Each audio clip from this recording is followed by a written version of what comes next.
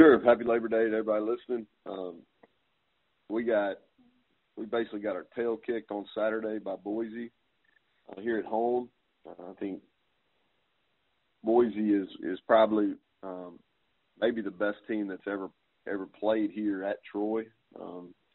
They're the best football team we've played since Clemson in the second game of 2016, and they came in here and really got after us 7-7 right till the end of the first quarter. They scored and then kind of owned the second quarter and went in at half 35-7, and we competed in the second half. Thought we played a lot better. If we would have played like that the entire game, we would have made a game of it. Not sure we were good enough to win, but they're better than us. They play better than us, and they are better than us right now. And we're at a spot where we've got to regroup and get it back. You know, we were in a similar situation last year. We played a lot more competitive game against Boise, but we rebounded and did some good things. It's a different football team. It's a different football schedule. So we're going to kind of see what we're about this week as we bounce back and play a Florida A&M team that has a lot of energy. You know, their head coach is new. They played their first game last week and won. Had a huge crowd there at home, and it's a close trip for them. You know, about 2-hour trip from Tallahassee to here. So I expect them to have a good crowd. Should be a good atmosphere. But it's going to be less about them, more about us. Just us getting back and playing fundamental football.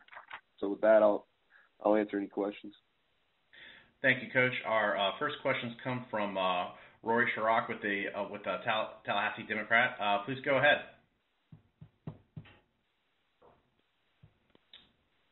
Rory, are you there? All right, we cannot hear Rory. Yes, I'm here. I'm sorry. I'm here. Okay, please go ahead. Sorry about that. Coach, happy Labor Day. Just wanted to get your thoughts. What do you know about FAMU, and what's your outlook for this game? Well, I know Willie personally, and I thought he's knew him from his days back at Middle Tennessee, and always really highly respected him as an offensive football coach and an offensive mind. He went to Alcorn State as the offensive coordinator, did a great job there. They resurrected that program, and then he got the job at Prairie View and did the same thing there. Took that program to new heights and came home. He's a hometown guy that came back to Tallahassee, and there's a lot of excitement around that program right now, and I think reasonably so.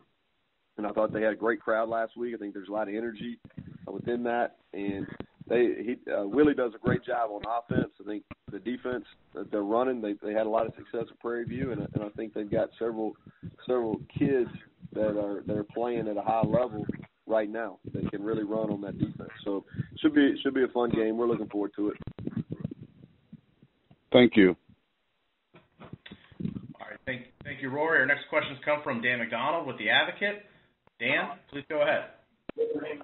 Morning, Coach. I wanted to ask if you knew how many true freshmen did you play in Saturday's opener, and how are you going to use the new rule where you can actually play guys, up to 4 games and not burn their red shirt? Are you going to try to look at them all up front, or are you going to try to space it out during the year? How will you use that rule?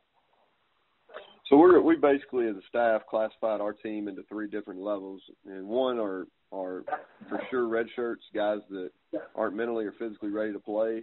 2 are guys that are 100% going to play, and they'll play. We'll try to play them in every game they're healthy to play in. And there's a 3rd group that we call them the developmental guys. We're going to try to play them those 4 games and still hold on to the red shirt. So that's kind of how we've done it.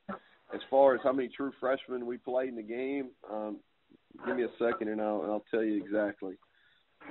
We had a smaller signing class than a lot of people. I believe we played four true freshmen in the game on Saturday. Appreciate it, Coach.